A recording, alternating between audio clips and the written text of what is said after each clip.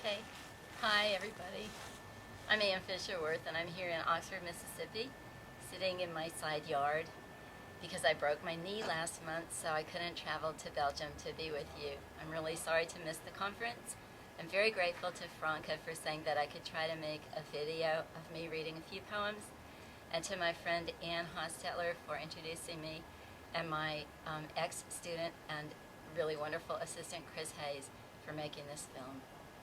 So I'm going to read you 4 poems that are most directly associated with my practice and teaching of yoga.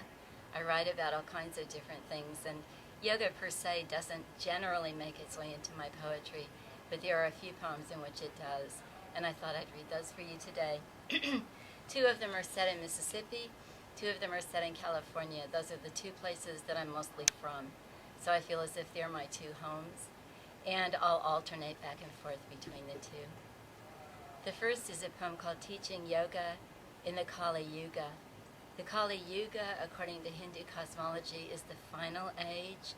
It's an age ruled by the goddess Kali, and it's an age of great greed, destruction, violence, and materialism. And I just have to say that this poem was written not during the present presidential administration. It's about a tornado. There's nothing I'm more afraid of than a tornado. And one day I was teaching yoga when a tornado came through. Teaching yoga in the Kali Yuga. If you come to get us, Lord, we will be open wide in triangle. Tornado sirens wail and lightning jabs through trees outside.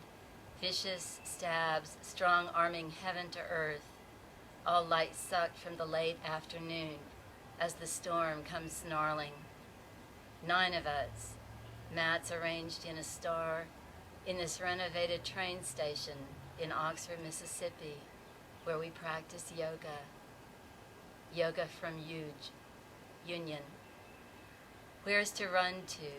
Where's safety when you smack trees to trash, pluck children from their beds and drop them like wildflowers, broken, miles away in mud-choked ditches? We are bending over now, knees straight, I say, one hand on each side of the forward foot. Let your body flow over your leg. Breathe, relax. The depot has been here 100 years. In forests, its heart pine ripened for centuries. Because I'm the teacher, I can't surrender to terror, though as the sirens rise, the sky screams, trees whip and thrash and crack, crashing, and we shut the big wood double doors and return to our mats. Terror would take me, quenchless, bones, lights, liver, and all, if this circle were broken. If you come to get us, Lord, we will be sitting now in staff. When the tornado passes near, it roars just like a train. Now we are lying in corpse, eyes closed, I say, arms and legs apart, hands cupping open to the skies.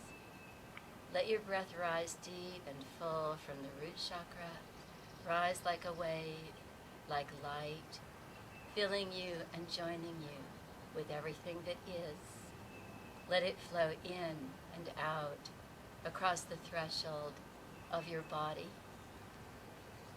The next poem is set in my other beloved place, Northern California, specifically at Point Reyes, which is, about an hour and a half north of San Francisco, right on the coast. And I just have to mention a couple of things here. Just as the preceding poem used some names in English of yoga poses, staff and corpse and triangle, this poem mentions prana, which of course is the life energy, chi, that connects us, that informs us and connects us with everything. And this poem also mentions a character named Trinket. Years ago I acted in a one-act play by Tennessee Williams, and I played the part of Trinket. So I just allude briefly to that. Point Reyes. The great ghost rises on the wind, splitting the air with his harrying cry. Great blue herons stalk the Tule marshes. Already fog gathers on the waters. It will swell to a spill along Inverness Ridge. The houses across the water will disappear. Even our own feet will grow cold and shadowy beneath us.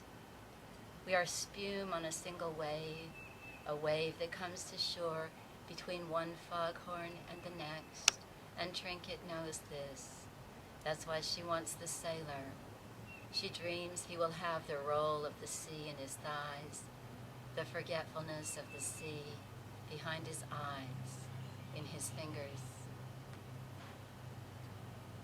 You whose fingers on this white page trace their blue scratches and loops in a language called English, writing where the fog thickens and rolls in, blotting out the sun across the mesa. You in whom darkness flows through all the organs and bones and just beyond your eyes, beneath the infinite skin of the world. You whose hand, here with its 2 moonstone thumb rings, its crackly warm terrain of skin and knuckles and tendons, its pink and polished fingernails, is a moment stiff or agile knot of bones and flesh and prana.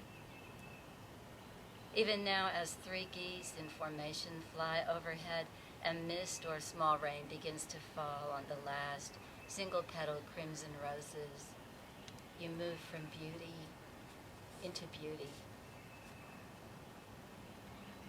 The cricket laughs at the night like a cat laps cream.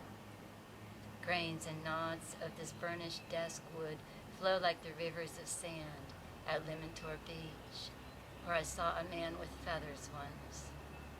I'd broken away from the boy who tried to kiss me in the dunes and walked on down the beach far from the hot dogs and lemonades.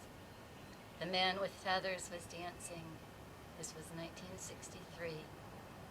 He croaked and warbled, slowly spiraling up, up, up, his scrawny arms and fingers stretching out so wide he held the sky. He scared me. But I wish I'd gone to sit near him, to watch him as I idly stroked the warm driftwood, the long sea kelp that lay in the luminous sand, or rise to my feet and begin to dance with him